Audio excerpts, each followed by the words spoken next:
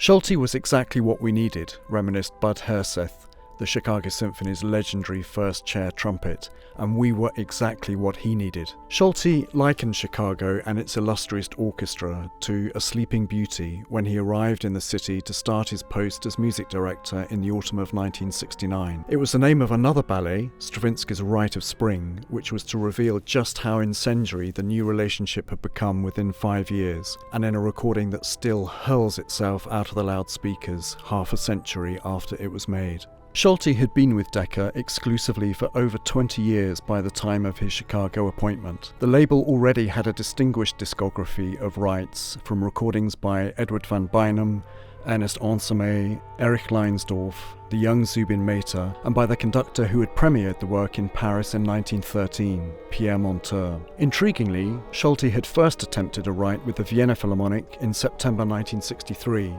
a recording which has never been published, perhaps because at that time it may not have been a meeting of musical minds. A decade later, and just 2 months apart, Decca made back-to-back Rites, with Lorin Maazel in Vienna in March 1974, and this Solti Chicago recording made in a single session on the 14th of May 1974.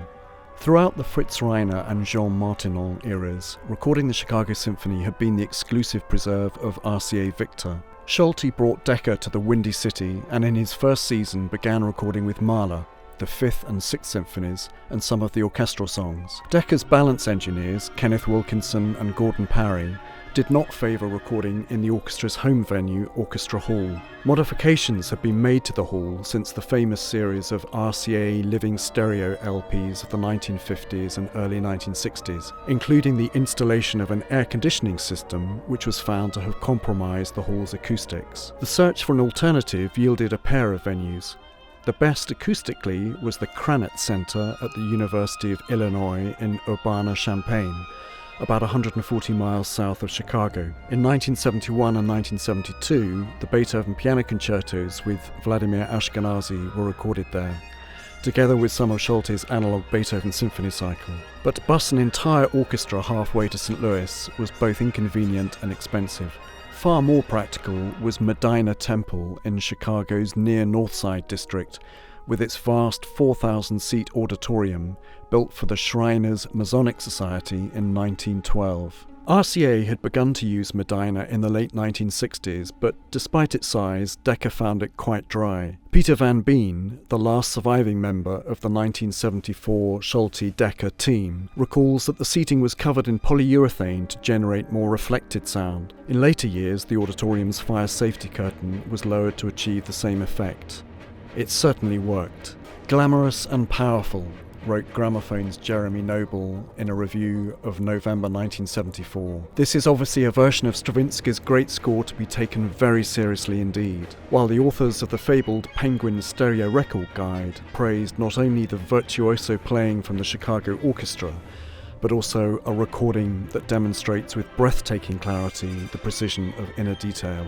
Decca's electrical record of session sheet shows that only 12 channels were used, of which 5 comprised the 3-mic tree, with its left and right hand outriggers. All were Neumann M50s, the classic omnidirectional microphone that had become synonymous with the Decca tree.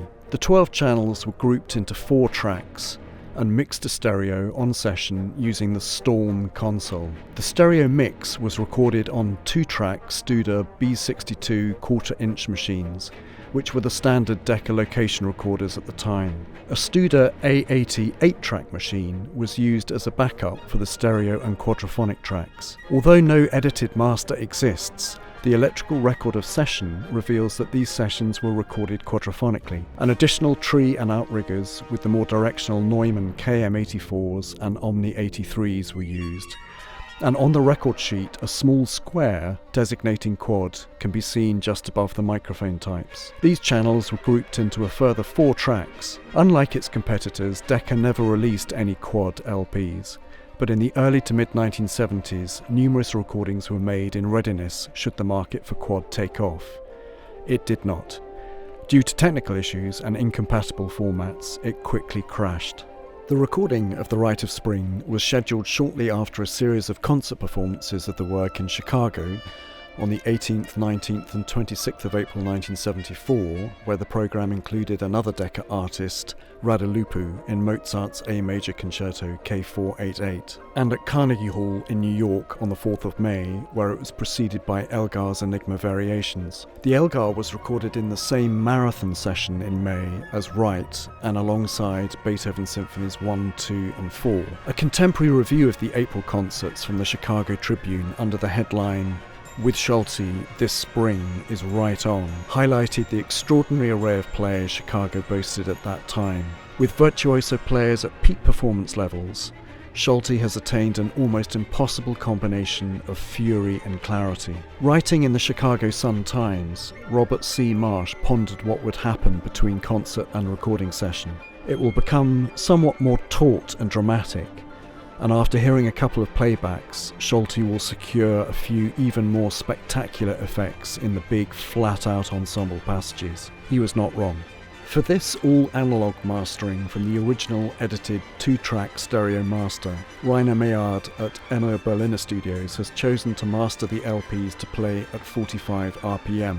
The original LP was 33 1/3, in order to secure a better high-frequency response and recapture the full fury and clarity of the original recording.